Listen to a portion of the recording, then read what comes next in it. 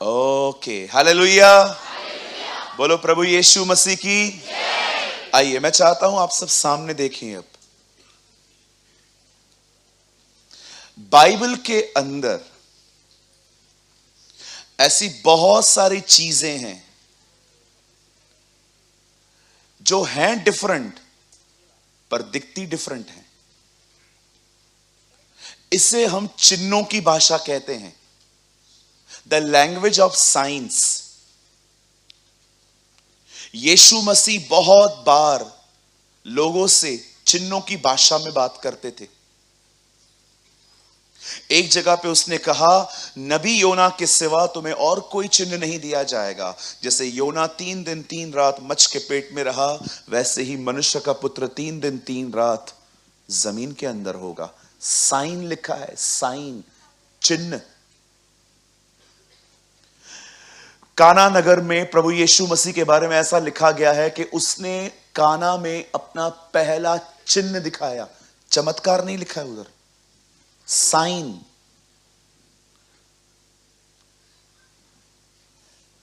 आप जानते हो, इज़राइल को हम लोग पुराने नियम में इज़राइल को पेड़ भी कहा गया है, अंजीर का पेड़।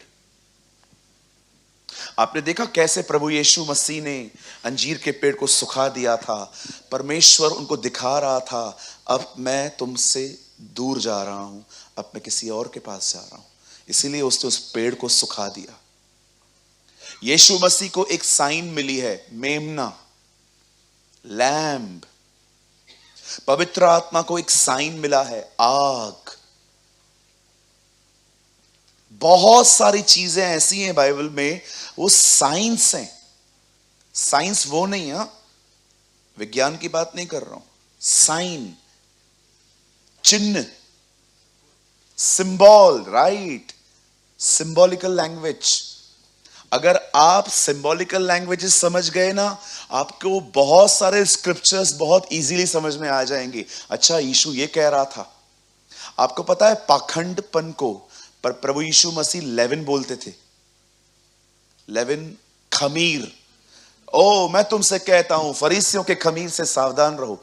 फरीसियों के पास खमीर कहां से आया? वो उनकी उस हिपोक्रेसी को लेविन बोलता था। यहां पर भी आप देखिए, भले ही आपको लग रहा है कि ये पानी और लहू बहा है उसके बदन से, लेकिन कुछ और है। इन दिनों में है ना, एक नोटबुक बनाइए और जो भी आप पढ़ रहे हो ना, कि आपको पता है, मेमना लिखो बाजू में, यीशु। इज़राइल का पेड़ लिखो, फिग ट्री। पवित्र आत्मा को कौन से चिन्ह दिए गए हैं? हवा, पानी, आग, कबूतर। एक बुक बनाओ पूरा, मस्त मस्त स्टडी है ये, होमवर्क करो, हर चीज को ढूंढो, इसका मतलब क्या है। एक दिन बाइबल कहती है प्रभु यीशु मसीह गसमनी बाग से गिरफ्तार हुए। लोग उन्हें पकड़ने के लिए आए। इस पब्लिक को यहूदा इस्करियोती आगे लेकर आया था। और जैसे ही उन्होंने प्रभु यीशु मसीह को पकड़ा, बाइबल बताती है पूरी रात वो उसे मारते रहे, पीटते रहे, गालियां देते रहे, उसको मजाक में उड़ाते रहे। और सुबह उन लोगों ने उसे कोर्ट में पेश किया। ये कोर्ट थी पिलातूस की। पिलातूस उन दिनों में गवर्नर था उधर का, लेकिन उसे यह बात समझ में नहीं आई, क्योंकि किधर न किधर वो जानता था कि इनके आपसी मसले हैं ये। तब उसने कहा, एक काम करो, मैं इस केस को हैंडल नहीं करूंगा, तुम लोग उसको हेरोदस के पास लेके चलो। अभी हेरोदस उन दिनों में 1/4 का राजा था। 1/4 मतलब समझते? इज़राइल 4 भागों में बट गया था। एक ही नेशन 4 भागों में बटा हुआ, 1/3। अब हेरोदस के सामने आया। हेरोदस ने भी कहा, नहीं, वापस लौटा दो इसको। कोई भी उसको जज नहीं कर पा रहा था। यशायाह में लिखा है ना, कोई उसका न्याय नहीं कर पा रहा था उसकी दीनता के कारण। और फाइनली उन्होंने उसको पिलातूस के हाथों में सौंप दिया। पिलातूस के ऊपर इतना उन्होंने प्रेशर बिल्ड किया कि अंत में उसने कहा, ठीक है, इसे मारो। इवन पिलातुस की बीवी भी जानती थी कि यीशु धर्मी है, उससे उसको हिंट दी थी इस केस में हाथ मत डालना। इवन उसका डेथ सेंटेंस बोलने के बाद उसने अपने हाथ धो लिए कि मैं इसमें तुम्हारा सहभागी नहीं हूं, क्योंकि मुझे पता है तुमने इसको जलन से पकड़वाया है। फरीसी जलते थे उससे, क्योंकि वो नहीं कर पाते थे जो वो करता था। हालेलुया। अब फाइनली उन्होंने प्रभु यीशु मसीह को क्रूस पे चढ़ाया। जैसे ही यीशु मसीह को उन्होंने यातनाएं देना चालू की, वचन कहता है एक टाइम ऐसा आया कि उसका डेथ हो गया, वो मर गया। एक्चुअली हम लोग ये वर्ड जो बोलते हैं ना, वो मर गया, आप आराम से पढ़ो, उसने अपना प्राण खुद दिया है। मुझे एक बार प्रभु ने कहा था तुम लोग मारोगे मुझे, अरे मैं अपना जीवन खुद देता हूं, है ना। उसने क्या कहा, हे पिता मैं अपनी आत्मा तेरे हाथों में सौंपता हूं। खूबसूरत यीशु है ना हमारा, है ना। We have a beautiful Jesus जो खुद हमारे लिए अपनी जिंदगी देता है। जैसे ही यीशु ने कहा पूरा हुआ और उसने अपना प्राण त्याग दिया, आपको पता है उसकी डेथ को कंफर्म करने के लिए उन्होंने क्या किया, उन्होंने अपने हाथ में एक बाला लिया और सीधा उसके पसली में डाला, इधर ये हिस्से में। एंड द बाइबल सेज जैसे उसके अंदर वो गया, उसमें से ब्लड और वाटर निकला।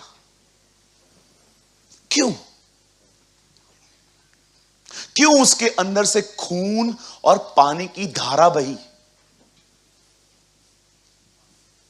कितने लोग इस बात को जानते हैं, यीशु का बाइबल में एक खूबसूरत नाम है और वो है दूसरा आदम। चलो बताओ, केन बड़ा था कि हाबिल? पक्का?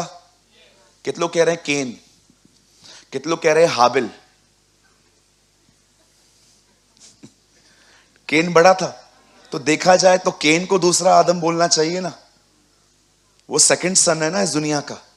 लेकिन बाइबल क्यों कहती है केन नहीं, बाइबल बताती है यीशु दूसरा आदम है।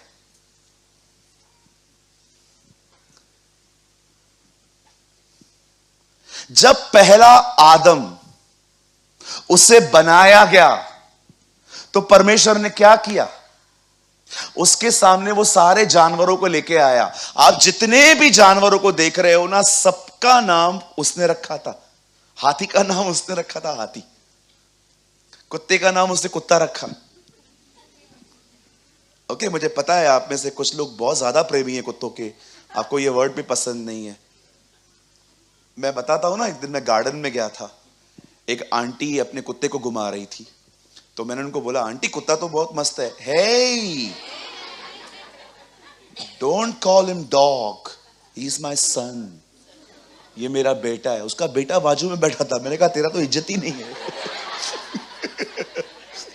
कुत्ता और तू दोनों सेम है। करो प्यार कुत्तों से, हमें कोई प्रॉब्लम नहीं है, सारे दुनिया के लेके जाओ घर पे, लेकिन थोड़ा ह्यूमन का जो थोड़ा स्टैंडर्ड है ना, थोड़ा ऊंचा है। ओके, लोगों को और कुत्तों को एक मत करो प्लीज, लोगों से कुत्तों जैसा बिहेव मत करना कभी। हालेलुया। आप जानते हैं जितने भी जानवर हैं सबका नाम आदम ने रखा है। चलो मुझे बताओ परमेश्वर ने क्या किया, सारे जानवरों को लेके आया कि किसी से तो ये आराम से बैठ के बात कर सके, मैच कर रहे, कोई सूट नहीं हुआ। परमेश्वर चाहता था आदम पहले जानवरों के साथ मिले, किसी के साथ उसका लगाव हो जाए, वो आराम से अपना। लेकिन जब परमेश्वर ने देखा कि नहीं इसका कुछ भी नहीं हो रहा है, तब परमेश्वर ने कहा अब मैं इसके लिए कुछ और बनाऊंगा। आपको पता है लिखा है आदम को गहरी नींद में सुला दिया गया और परमेश्वर ने उसको इधर से पसली निकाली और उसमें श्वास में जिंदगी फूकी और लिखा है उसने नारी बनाई। नर से निकली है वो, इसलिए उसे नारी कहा जाता है। वो मैन में से निकली है, इसलिए आगे WA है, बाकी सब सेम है, WO। अब आप देख रहे हो पहले आदम में से क्या निकला, हवा। अब दूसरा आदम क्रूज पे सोया हुआ है। वो सेम दिशा में है, वो सोया हुआ है, और जैसे उसको बाला मार दिया गया, उसकी वाइफ के लिए भी कुछ निकला है। Blood and water, that's why the Bible call him the second Adam. इसीलिए बाइबल उसको दूसरा आदम कहती है।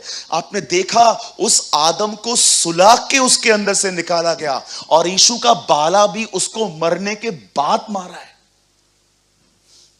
अब जैसे यीशु के साइड में उन लोगों ने उसको डाल दिया, द बाइबल सेज उसमें से ब्लड और वाटर निकला। किस वास्ते? आप जानते हैं, चर्च प्यूरिफाई हो सके इसलिए। आज जस्टिफाई सब हो चुके हैं। जस्टिफाई का मतलब समझते हो? माफ भी किए गए हैं, स्वीकारे भी गए हैं। प्रभु ने हमसे प्यार किया, हमको गले लगाया। पर आपको पता है, चर्च का प्यूरिफिकेशन बाकी है। प्यूरिफिकेशन का मतलब होता है, मेरा गुनाह माफ हुआ है, लेकिन मेरे स्वभाव से पाप निकला नहीं है। जैसे खुदा ने पहले आदम में से उसकी वाइफ निकाली, सेकंड एडम उसका चर्च उसका वाइफ है, बाइबल कहती है उसकी पत्नी के लिए उसमें से कुछ निकला है। आप सदैव याद रखिएगा, अगर आपको मसीह जिंदगी में अगर आपने ये दो नियम नहीं समझे ना, आप कभी ग्रो नहीं कर पाएंगे। जब भी आप प्रभु के पास आएंगे ना, आप याद रखना, पहले पहले उसका लहू आपके इंटायर पास्ट को एक सेकंड में माफ कर देगा। अब मैं माफ किया गया हूं, पर गंदगी मुझ में अभी भी बाकी है। वो कैसे निकलेगी? आप में से भी कुछ लोग जानते हैं, माफी पाने के बाद आपने अपने जीवन में दूसरे पापों का भी अंबार लगा दिया है। क्यों लगा दिया है? क्योंकि तुम जस्टिफाई हुए हो, प्यूरिफाई नहीं। आप माफ किए गए हैं, लेकिन अभी भी आपके स्वभाव में से वो निकला नहीं है। आपका स्वभाव वही है। Because you only understand the blood of Jesus, not the water. आप सदैव याद रखना, पानी सिर्फ प्यास नहीं बुझाता, पानी कचरा भी साफ करता है। हालेलुया। कभी आपने सोचा उसको सेकंड एडम क्यों कहा गया? दूसरा आदम। पहले आदम के यहां से हवा निकाली गई, दूसरे आदम में से चर्च के लिए यहां से वाटर और ब्लड निकाला गया। मैसेज अभी भी स्टार्ट नहीं हुआ है, करेंगे हम। It's very deep. आपका ध्यान इधर उधर होगा, कुछ समझ में नहीं आएगा। आप विश्वास करो, मैं आज फ्लायर में लिखने वाला था, लेकिन मुझे पता था ये भी हर्ट होगा लोगों को। मैं विश्वास कीजिए, मैं अपने फ्लायर में आज ये लिखने वाला था, मात्र गंभीर लोग ही आए। फिर मैं उंगलियों पे गिन रहा था कितने हैं, मैंने हटा दिया। 15-20 भी नहीं मिलते हैं, आपको पता है। उंगलियों पे गिनना पड़ता है। किरकिरा कौन कौन है? नहीं, ये गंभीर नहीं है। आप विश्वास करो, ये जो हाथों में जो लकीरें हैं ना, ये भी पूरी नहीं हो पा रही थी मेरी। मैंने कहा छोड़ यार, सबको आने दे। आज सच कहता हूं, आज सबके लिए प्रीच करने का मन नहीं था। आज ऐसा लग रहा था सिर्फ सिंसियर लोगों को बुलाया जाए, क्योंकि मुझे पता था जो बाइबल नहीं पढ़ते हैं वो तो समझ ही नहीं पाएंगे। फिर भी मैंने प्रभु से कहा, प्रभु मुझे बुद्धि देना कि मैं एक्सप्लेन कर पाऊं अच्छे से। यहां देखिए, जब आप प्रभु यीशु मसीह को अपना प्रभु स्वीकारते हैं, जब आप ये कहते हैं, खुदावंत मैं एक पापी हूं और मैं जानता हूं आप मेरे लिए मरे हैं, उसी समय बाइबल कहती है लहू हमें माफ करता है। अब आप माफी पा चुके हैं, पर आप इस चीज को समझने की कोशिश करो। आप माफ किए गए हो, लेकिन पाप का स्वभाव अभी भी आप में है। Still you have a nature. आपके पास वो स्वभाव है जो पाप को पसंद करता है।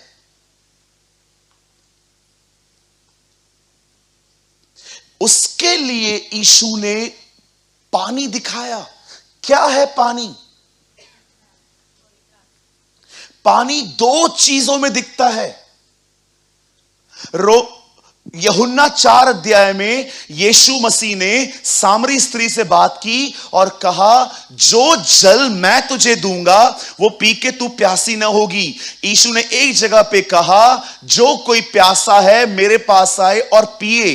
बाइबल कहती है यह वचन उसने उस आत्मा के बारे में कहा जो लोगों को मिलने वाला था, पवित्र आत्मा। अभी सब लोगों को पता है पानी जो है वो पवित्र आत्मा को दर्शाता है।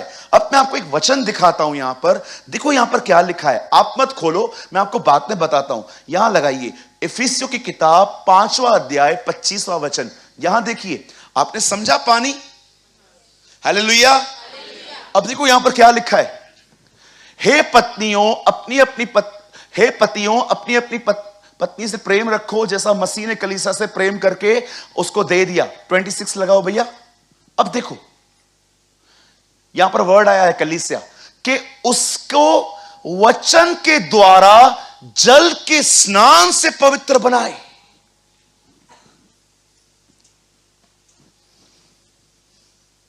ट्वेंटी फाइव लगाओ पहले।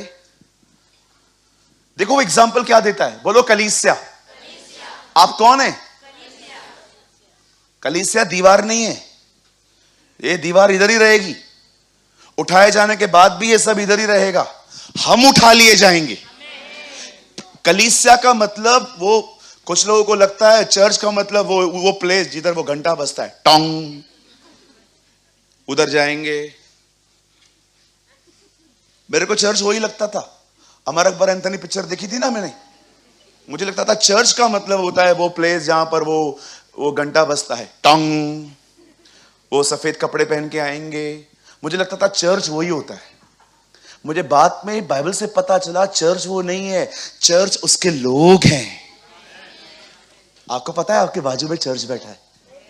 देखो देखो चर्च को देखो। हालेलुया। कहो बाजू वाले को, आप चर्च हो। हाँ, इन दिनों में मैं भी इसमें फॉल्टी हूं, भी मैं जो कह रहा हूं। इन दिनों में मैं एक जगह पे गया था। पादरी साहब ने कहा चलो मैं आपको चर्च दिखाता हूं अपना। लेके गए। आपको पता है बाथरूम पे 35 लाख खर्चा किया। हमारा तो फ्लैट भी नहीं है इतना। 35, ये देख रहे हो प्रेमानी जी, 35 लाख खर्चा किया है। मैं अंदर देख के आया। 35 lakhs। इतना खूबसूरत बाथरूम था। अंदर गया, एक आदमी ने गुटखा खा के थूका था। अब सुनो मेरी बात, सुनो, मैं कुछ काम की बात कर रहा हूं। चर्च के अंदर कौन आता है? अविश्वासी आते हैं कि विश्वासी? मतलब एक विश्वासी कोई है जिसने गुटखा खाया है। कुछ लोग है ना दीवारों को खूबसूरत बनाना चाहते हैं, चर्च का हालत खराब। क्या फायदा? मुझे कभी कभी कोई लगता है क्या चर्च बना है, क्या करूं, क्या करूं मैं? चर्च अच्छी, विश्वासी, जय मसीह की, क्या फायदा? चलेगा, चर्च साधारण रहे चलेगा, हमारा क्वालिटी अच्छा हो।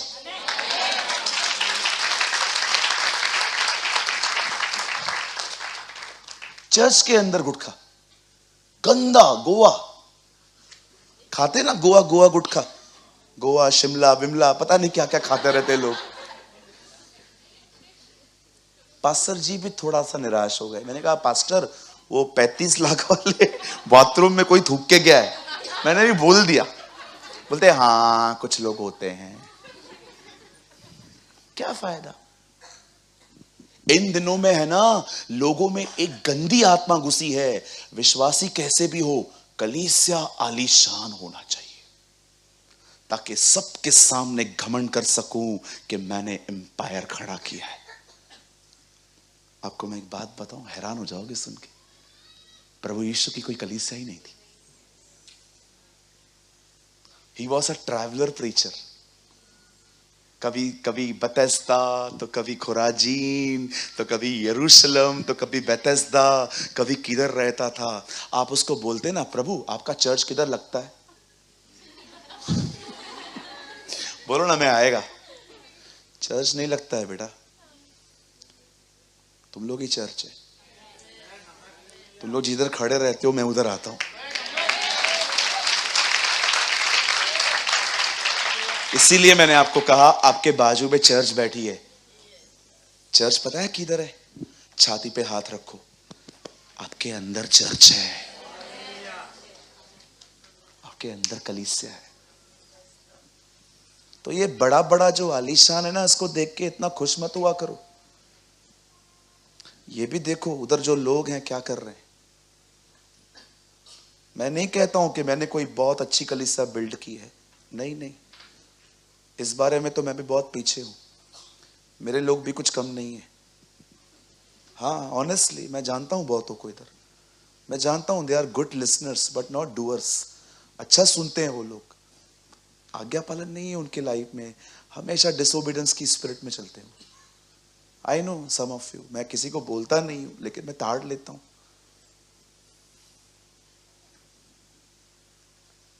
हाँ, बिलीव मी। पर मैं बिलीव करता हूं कि चार दीवारें, आज देखिए आजकल कोई भी आदमी चर्च बना के फेसबुक पे फोटोज डालता है, मैंने ये बनाया वो बनाया ये बनाया वो बनाया। चलो अच्छी बात है, खुदा आपको और बढ़ाए, पर जो आपके लोग हैं उनका क्वालिटी कैसा है? मैं आप में से जितने भी लोग सेवा करते हैं, मैं आपको एक चीज बोलना चाहूंगा, प्लीज बुरा मत मानना, मैं बहुत दिल से बोल रहा हूं। किसी भी चीज में मुझे फॉलो मत करो, मैं हर जगह पे असिद्ध हूं, लेकिन एक चीज में मैं आप सबको कहता हूं, आप मुझे फॉलो करो, वैसी मेहनत करो जैसी मेहनत मैं करता हूं। तुम्हें उतना ही समय दुआ में देना चाहिए। मैं इस विषय में आप में से हर एक को कहना चाहता हूं, मैं दृढ़ता से कहता हूं, जैसे पौल कहता है, मैंने किसी से लिया नहीं है, इसी हाथों से मैंने परिश्रम कर करके तुम्हारी आवश्यकताएं पूरी की है। पढ़ा है आपने इफिसियों 20 अध्याय? पौल कहता है मैंने कुछ लिया नहीं है, अगर किसी का सोना चांदी ये वो लिया है तो सामने आओ, तुम सभी जानते हो मैंने तुमसे कुछ लिया नहीं है, दिन रात काम करके इन्हीं हाथों से परिश्रम करके मैंने तुम्हारी आवश्यकताएं पूरी की है। What a servant of God, वो मेहनत करता है ताकि दूसरों का घर चले।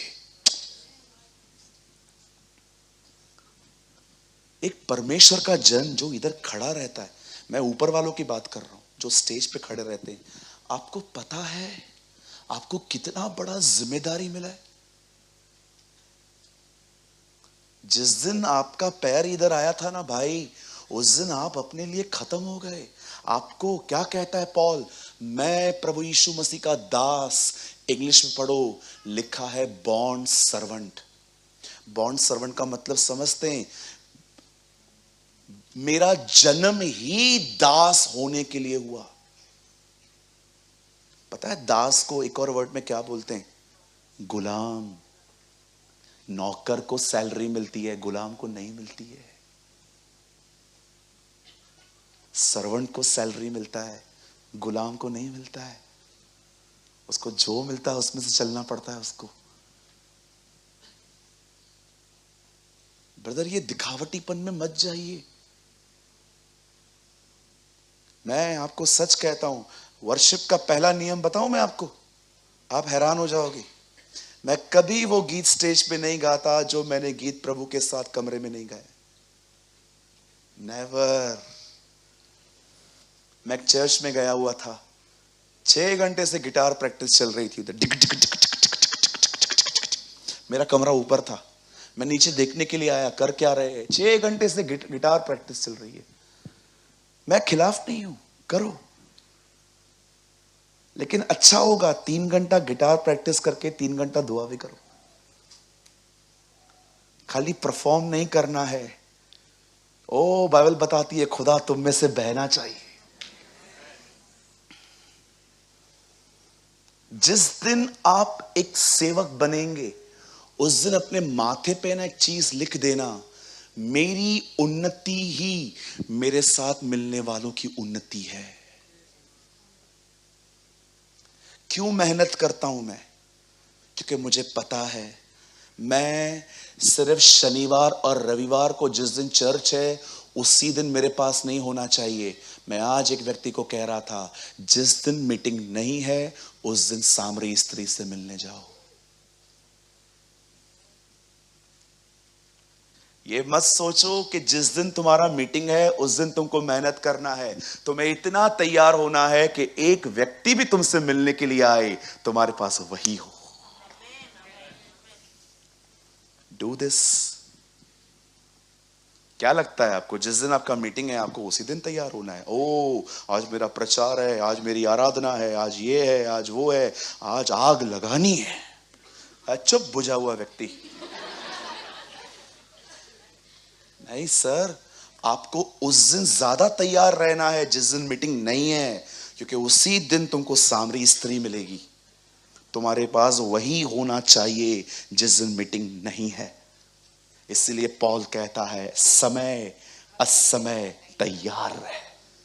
सिर्फ समय पे तैयार मत रहे हर रविवार पे, तुझे सोमवार को भी उतनी ही मेहनत करनी है जितना तू संडे को करता है। मैं कभी कभी फ्लाइट में बैठता हूं ना, बिलीव मी, मेरे को जो टाइम मिलता है ना उससे पहले मैं दुआ करता रहता हूं और प्रार्थना करता रहता हूं। प्रभु मैं प्रार्थना करता हूं मेरे बाजू में ना किसी दुखियारे को बिठा देना। और प्रभु हमेशा ऐसा ही करता है। मैं जिधर फ्लाइट में जाकर बैठता हूं कोई ना कोई आता है और मुझसे बात करना शुरू कर देता है, और ब्रदर आप क्या कर रहे हो, कैसे हो। मैं देख के हैरान हो जाता हूं। मैं बोलता हूं प्रभु ये तू है। फिर मैं उनको यीशु के लिए बताता हूं। उस दिन दिल्ली में मैंने केला बेचने वाले को सुसमाचार बताया। मैं नीचे गया था, मुझे कोल्ड ड्रिंक चाहिए थी। मैं नीचे उतरा, सामने केला मिल रहा था। मेरा पेट थोड़ा खराब था तो मैं केला लेने के लिए गया। बहुत परेशान लग रहे थे, 70-75 के काका थे। मैंने उनको बोला काका सब ठीक है? हाँ सब ठीक है बेटा, तुम कहाँ से हो? मैंने कहा अंकल मैं बॉम्बे से आया हूँ। हाँ हाँ हाँ हाँ हाँ, कितने केले दूँ बेटा? मैंने कहा दे दो, 3 दे दो। 3 से क्या होगा, 12 ले ले।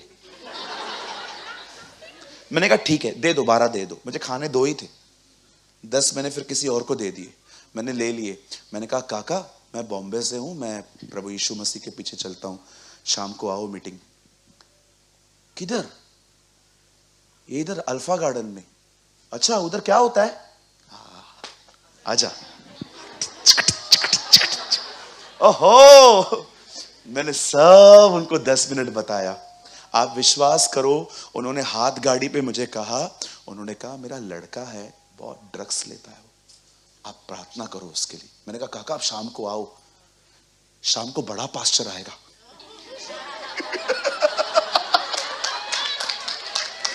क्या करूं, मैंने उनको ऐसा बोल दिया। बोलता है बड़ा कौन? तो आओ तो सही यार।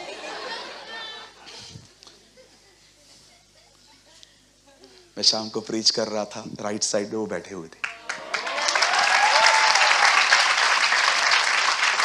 मैं जब मुझे आत्मा का फ्लो मिलना चालू हो गया, मैं अपना स्टेज छोड़ के उनके ऊपर हाथ रखने गया। इनको ब्लेस करना खुदा, बड़े बेचारे बूढ़े हैं, 75 साल में वो काम कर रहा है, केला बेच रहा है। तुम क्यों उसी दिन मेहनत करते हो जिस दिन सर्विस है? तुम्हें हर दिन मेहनत करनी है। कितनी अमेजिंग बात है ना। सामरी स्त्री से वो मिला और उसको बताता है मेरी बच्ची तू 5 मर्दों को बदल चुकी है, मुझे पता है तुझे प्यार चाहिए, ऐसा नहीं होगा, मेरे पास एक जल है उसे पी, तू कंप्लीट हो जाएगी। What a revelation. निकोदेमुस को कहता है पादरी साहब नया जन्म लेना पड़ेगा। आप किसी पास्टर को बोल के देखो आज। एक बिशप को कहता है, वो निकोदेमुस उन दिनों का बिशप था, क्या बोलता है उसको? तेरा नया जन्म लेना अवश्य है। कभी आपने देखा जब भी लोग उससे मिलने आते थे, हर एक के लिए उसके पास कुछ होता था। क्या आपके साथ ऐसा होता है कि आप जिससे भी मिलते हो, परमेश्वर आपको उसके लिए कुछ वचन दे? बोल उसको। क्यों? क्योंकि हमारे पास मेंटालिटी ऐसी है, जिस दिन मेरा सर्विस का टाइम है, जिस दिन मुझे बुलाया गया, जिस दिन मुझे सेवा दी गई, हम लोग उसी दिन अवेयर रहते हैं। बाकी के दिन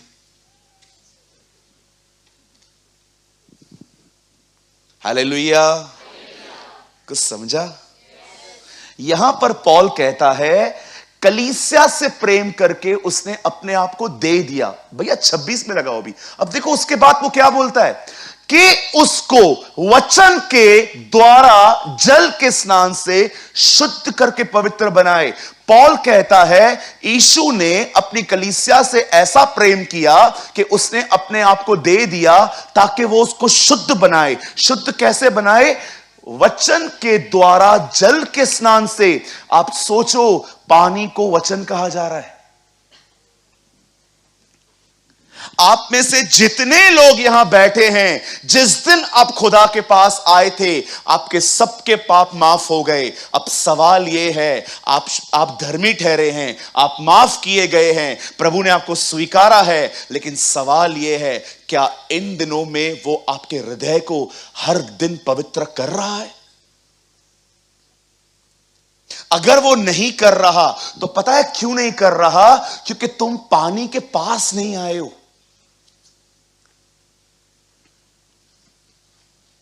अरे उसके पास जाओ। पाप भी हो जाता है ना, भागो मत, उधर ही रहो, उसके पास जाओ। आप उसके पास जाओगे ना, उसका वचन जल है, उसका आत्मा जल है, वो तुम्हें क्षमा भी करेगा, साफ भी करेगा। उससे भागो मत। आप जानो उसके पास एक जल है, वही जल जो आपको पहले साफ करेगा, वही जल आपको बाद में संतुष्ट भी करेगा। हम में से बहुत सारे जो लोग हैं वो इस बात को समझ ही नहीं पाते हैं। मैं माफ किया गया हूं, पर मैं प्यूरिफाई क्यों नहीं हो रहा हूं? मेरा स्पीच हर दिन स्वीट क्यों नहीं बन रहा? मेरे ख्याल ठीक क्यों नहीं हो रहे? मेरे देखने के तरीके क्यों नहीं बदल रहे? क्यों? क्योंकि तुम सिर्फ लहू से धोए गए हो, लेकिन क्या तुम पानी से साफ किए गए हो?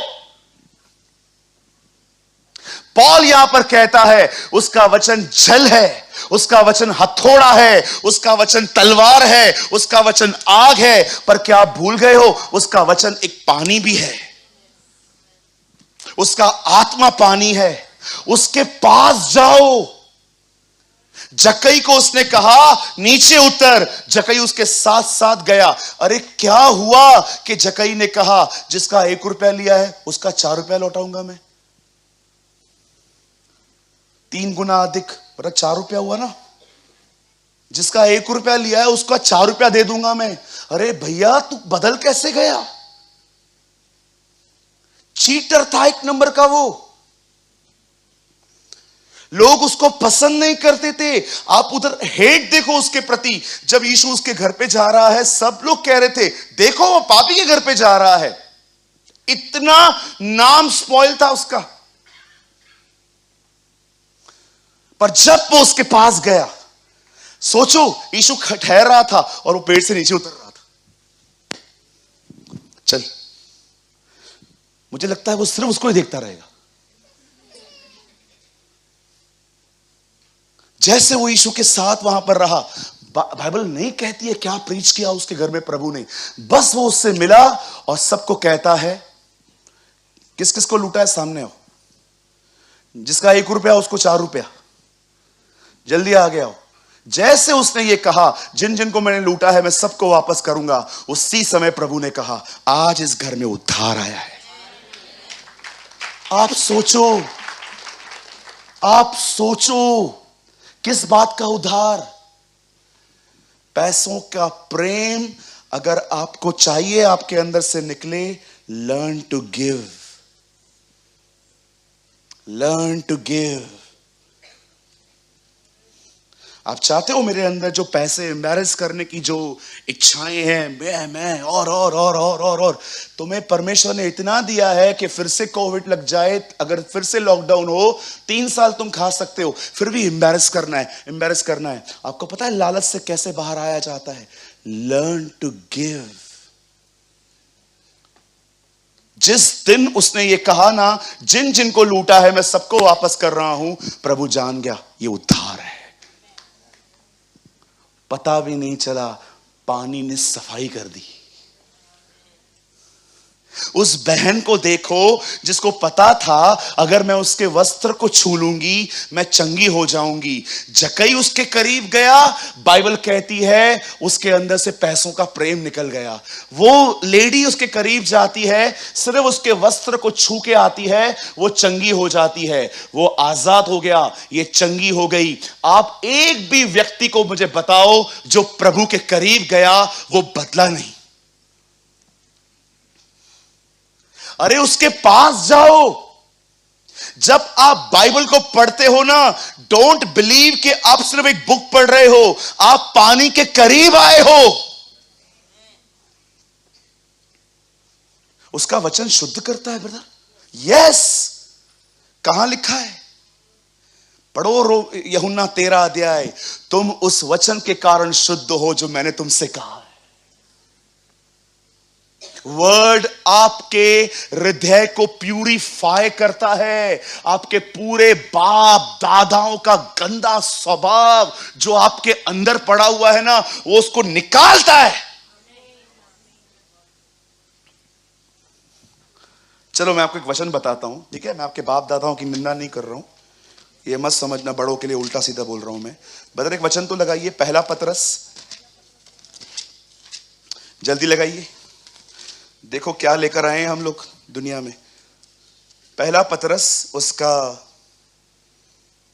18 वचन, पहला अध्याय उसका 18 वचन।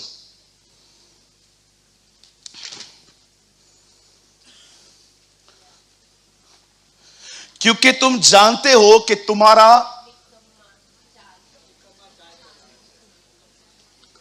बच्चे काम नहीं करते, हम लोग क्या बोलते? ये है ही निकम्मा, ये कभी नहीं सुधरेगा। बोलते हैं, आज भी लोग बोलते हैं, कई लोग, ये है ही निकम्मा। निकम्मे का मतलब क्या होता है? कोई काम नहीं करता है। जो हम लेकर आए हैं ना, बाइबल बताती है निकम्मा चाल चलन है वो, निकम्मा।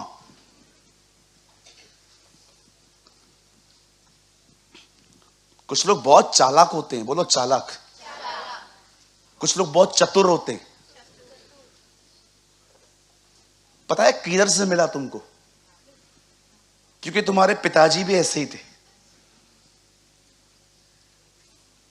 बाइबल कहती है क्योंकि तुम जानते हो तुम्हारा निकम्मा चाल चलन।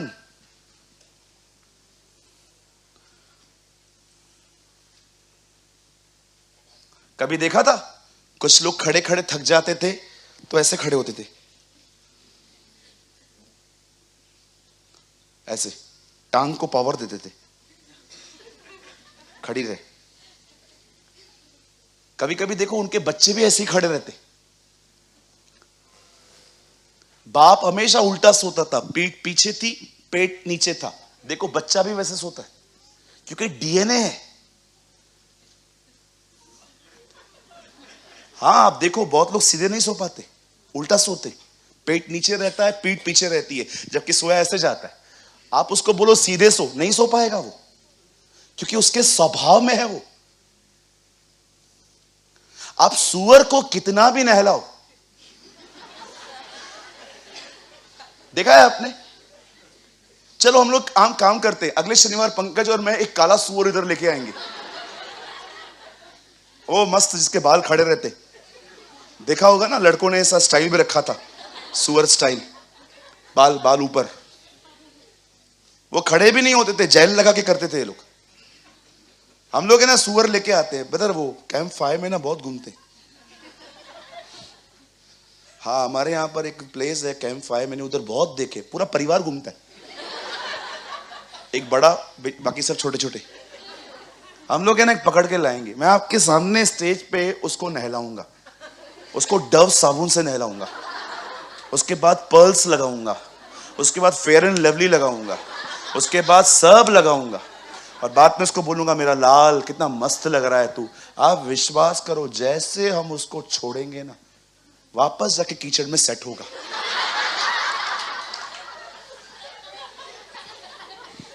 उधर ही जाके बैठेगा। आपके लिए कीचड़ गंदा है, उसके लिए कीचड़ सिंहासन है। उसको पसंद है गंदगी में रहना, क्योंकि ये उसका स्वभाव है। ये कहां से सीखा ब्रदर? पतरस में ही लिखा है, नहाई हुई सुअरनी कीचड़ में वापस लौटती है। बाइबल जानवरों की बात नहीं कर रही है। बाइबल कहती है कुछ लोगों का कैटेगरी है ये। कितने लोगों ने बाइबल में पढ़ा है कुत्तों से सावधान? पढ़ा है? प्रकाशित वाक्य में लिखा है कौन से लोग स्वर्ग नहीं जाएंगे। उस लिस्ट में पढ़ के देखो, लिखा है कुत्ते। ये कुत्ते बिल्लियां कहां से आ गई? ये बाइबल है रानी बाग है? जानवरों के बारे में क्यों लिखा है? ये जानवर नहीं है। इस पवित्र किताब में खुदा समझा रहा है, देखो मैं तुम्हारे सामने कुछ रख रहा हूं। आपने कुत्ते को देखा है? अपना उल्टी खाता है वो। आंखों से देखा है मैंने। मैं जिधर काम करता था उधर एक कुत्ता था, वो गली में उधर ही सोता था, लोग उसको फूड देते थे। एक दिन वो बीमार पड़ गया, मैं बहुत तरस आ रहा था मेरे को उसको देख के। मैंने आंखों से देखा वो वोमिट करके वापस खा रहा था। उसको गंदगी नहीं दिखता है, उसका नेचर है वो। कुछ लोगों का नेचर है पाप मानो फिर से करो, पाप मानो फिर से करो, पाप मानो फिर से करो। महीनों तक सिर्फ कन्फेशन ही चलता रहता है, वो निकलना ही नहीं चाहते। इसलिए बाइबल बताती है कुत्तों से बचो। कुत्ता मतलब वो नहीं है, इट्स अ कैटेगरी। ये एक ग्रुप है, समूह है। कितने लोगों ने वचन पढ़ा है तुम घोड़ों और खच्चरों की तरह मत बनो? भजन सहायता में लिखा है, बोलो घोड़े, बोलिए खच्चर। एक जरूरत से तेज दौड़ता है, दूसरा मार मार के उठाओ तो भी नहीं उठता। बाइबल बताती है दोनों की तरह मत बनो। कुछ लोगों को है ना परमेश्वर ने सब ठहरा दिया है, कर ये कर, और आप उनको बोलोगे ना कर ये, प्रभु की मर्जी होगी तो करेंगे। अरे सुस्त। कुछ लोग होते हैं ना, प्रभु ओ प्रभु मुझे मैं प्रार्थना करता हूं मेरे को नौकरी दे। कॉल भी आया, हाँ भाई साहब आप इंटरव्यू देके गए थे ना, आ जाओ आपका सिलेक्शन है।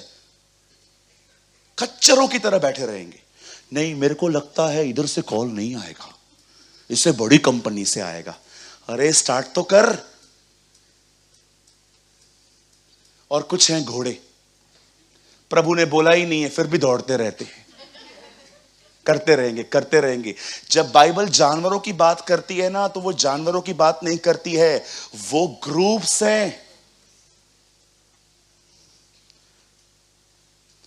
हालेलुया। आप घर पे सांप को रखते हैं? रखो ना, बच्चों को साथ खेलेगा ना। नहीं रखते ना? क्यों? क्योंकि आपको पता है ना वो जहरीला है।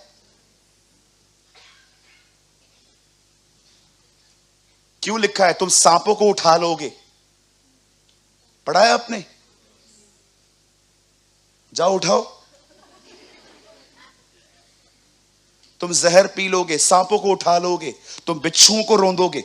क्या है ये सब? हर एक सिंबल्स हैं। पढ़ा है आपने? बदर खोलो लूका 10 अध्याय 18 वचन। यहां देखो सब, देखो यीशु क्या कहता है। लौकर साहेब, उसने कहा मैंने शैतान के बिजली के समान गिरा हुआ देखा है। 19, मैंने तुम्हें सांपों और बिच्छुओं को रोनने का और शत्रु की बिच्छू क्या होता है? ये बिच्छू क्या है? ये सांप क्या है? मरकुस 16 अध्याय में लिखा है तुम सांपों को उठा लोगे। मतलब प्रभु वो कह रहा है कि पीछे जा जंगल में सांप को उठाओ, आज ही मरोगे।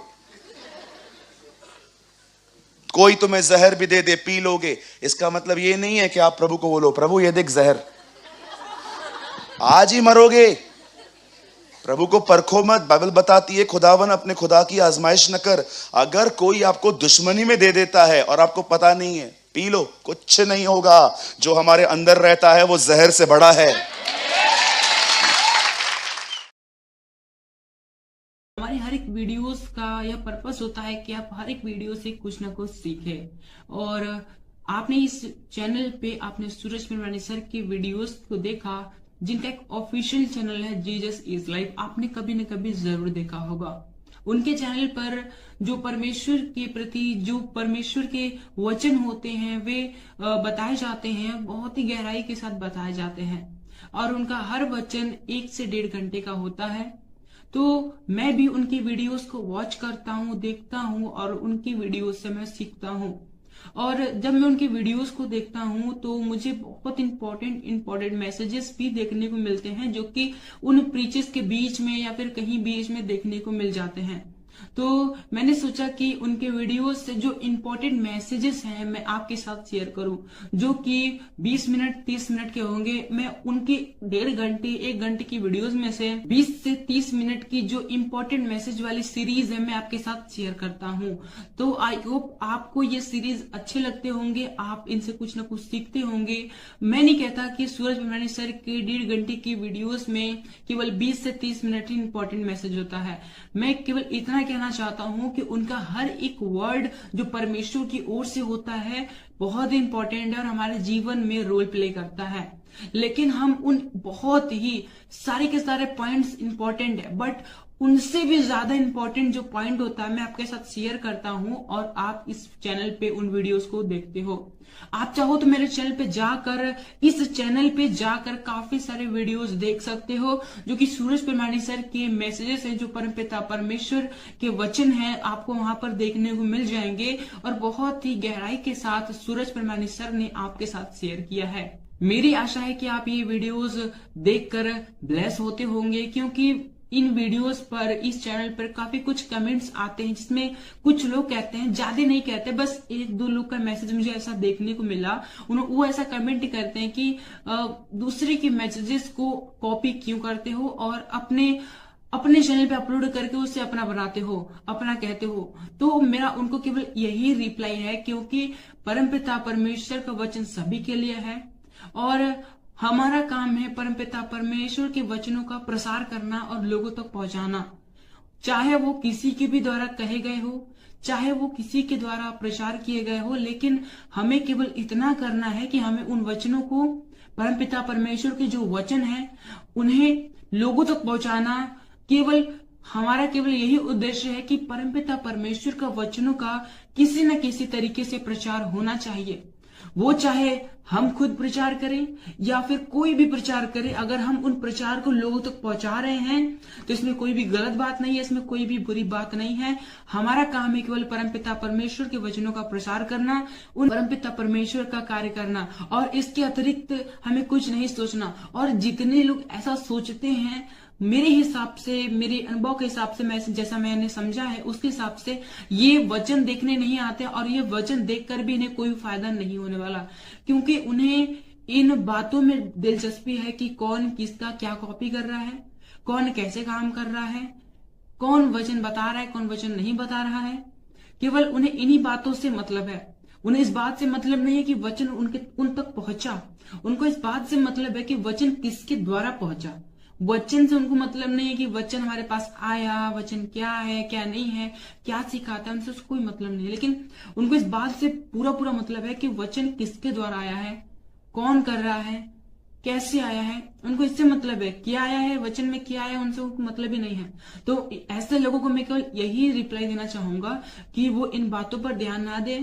अगर आप तक परमेश्वर की वीडियोस पहुंचते हैं, ज्ञान के वीडियोस पहुंचते हैं, तो आप उन्हें देखें और उनसे ज्ञान प्राप्त करें और परमेश्वर के ज्ञान में बढ़े, और इसके अतिरिक्त वो कुछ ना करें। लेकिन अगर वो इससे ज्यादा कुछ करते हैं तो परमेश्वर के लिए यह ग्रहण करने के योग्य नहीं होगा, और वो वीडियो देखेंगे आधा घंटा 1 घंटा जो भी समय देंगे, उनका समय देना व्यर्थ हो जाएगा।